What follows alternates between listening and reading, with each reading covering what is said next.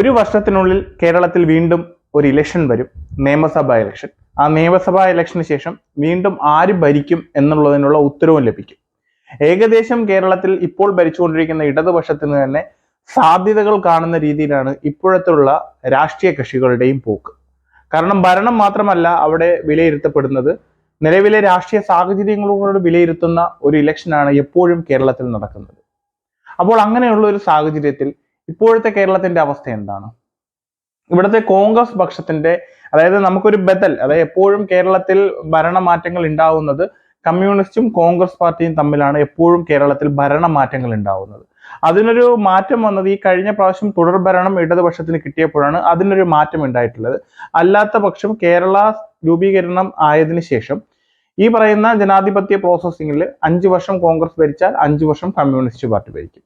ഇതിനൊരു മാറ്റം ഉണ്ടായത് ഈ പറഞ്ഞ പോലെ കഴിഞ്ഞ വർഷമാണ്, കഴിഞ്ഞ ടേമിലാണ്. പക്ഷെ ഇപ്പോഴത്തെ സാഹചര്യത്തിൽ വീണ്ടും ഇത് തുടരുവാനാണ് സാധ്യത.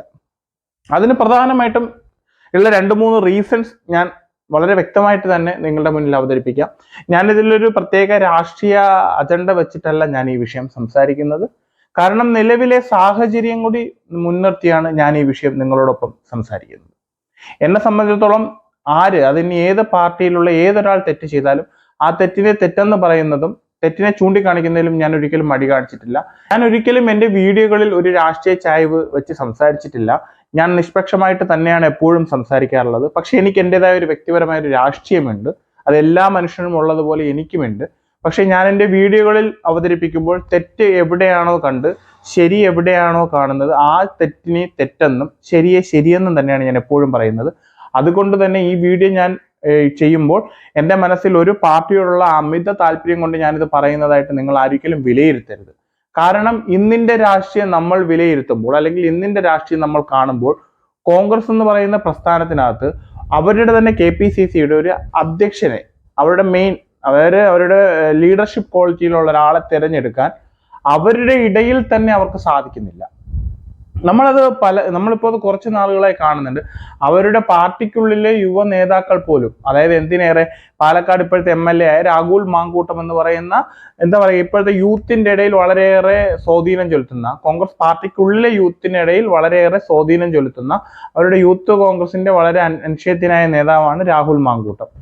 ആ പറയുന്ന പാർട്ടിക്കുള്ളിലെ ആള് പോലും ഈ പറയുന്ന രീതികളോട്, അതായത് അവിടുത്തെ മുതിർന്ന ലീഡർഷിപ്പ് ക്വാളിറ്റിയിലുള്ള ആളുകളുടെ ഇപ്പോഴത്തെ രീതികളോട്, അതായത് ഒരു നേഴ്സറി ഇലക്ഷൻ അല്ല വരാൻ പോകുന്നത് എന്നുള്ള സീരിയസ്നെസ് കാണിക്കൂ എന്ന് പോലും പറയേണ്ട ഒരു സാഹചര്യം ഉണ്ടായി എങ്കിൽ, അവർക്ക് അവരുടെ ഉള്ളിലെ പ്രശ്നങ്ങൾ പരിഹരിക്കാൻ പറ്റുന്നില്ലെങ്കിൽ എങ്ങനെയാണ് ഒരു സൊസൈറ്റിയുടെ പ്രശ്നം പരിഹരിക്കാൻ സാധിക്കുന്നത്?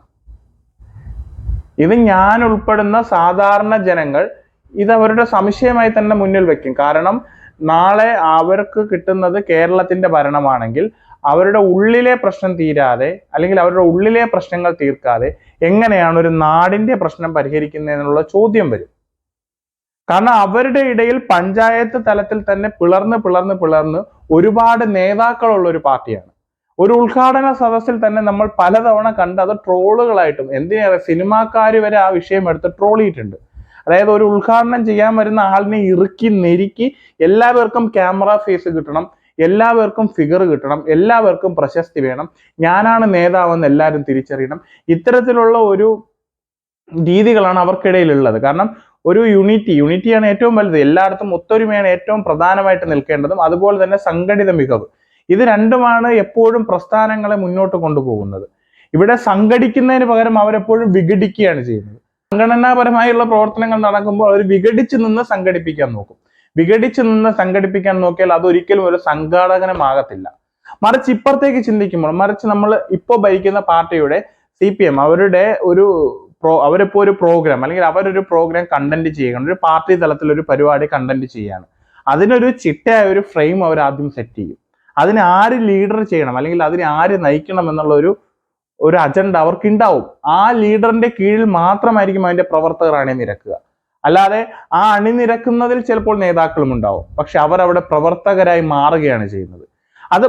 ഇത് കണ്ടുപഠിക്കണമെന്ന്, ഒരു പാർട്ടിയെ മറ്റൊരു പാർട്ടി കണ്ടുപഠിക്കണമെന്ന് ഞാൻ ഒരിക്കലും പറയുന്നില്ല. പക്ഷേ ചില കാര്യങ്ങൾ തിരുത്തണം. അത് തിരുത്തിയാൽ മാത്രമേ ഈ പറയുന്ന പോലെ നമ്മുടെ നാട്ടിലെ ജനാധിപത്യപരമായിട്ടുള്ള ഒരു ഇലക്ഷൻ നടക്കുമ്പോൾ ആളുകളുടെ മനസ്സിൽ ഒരു ഒരു പാർട്ടിയുടെ അല്ലെങ്കിൽ ഇത്രയും വർഷത്തെ പാരമ്പര്യമുള്ള ഒരു പാർട്ടിയാണ്. അപ്പോൾ അതിൻ്റെ ഒരു പ്രസ്താവന മുന്നോട്ട് വെക്കുമ്പോൾ അല്ലെങ്കിൽ ഒരു നേതാവിനെ മുന്നോട്ട് വെക്കുമ്പോൾ അവർക്കൊരു ഒത്തൊരുമ എന്നൊരു സാധനം വളരെ പ്രധാനമായിട്ടൊരു ഘടകമാണ്. അപ്പൊ ഇത്തരം ഘടകങ്ങളും കൂടി ഇലക്ഷനിലേക്ക് ഇൻഫ്ലുവൻസ് ചെയ്യപ്പെടും.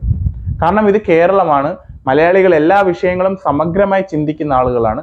അപ്പം ഇത്തരം വിഷയങ്ങളും കൂടി ചർച്ചയായി വന്നു കഴിഞ്ഞാൽ തീർച്ചയായിട്ടും അത് കോൺഗ്രസിനൊരു ബലക്ഷയം തന്നെയാണ്.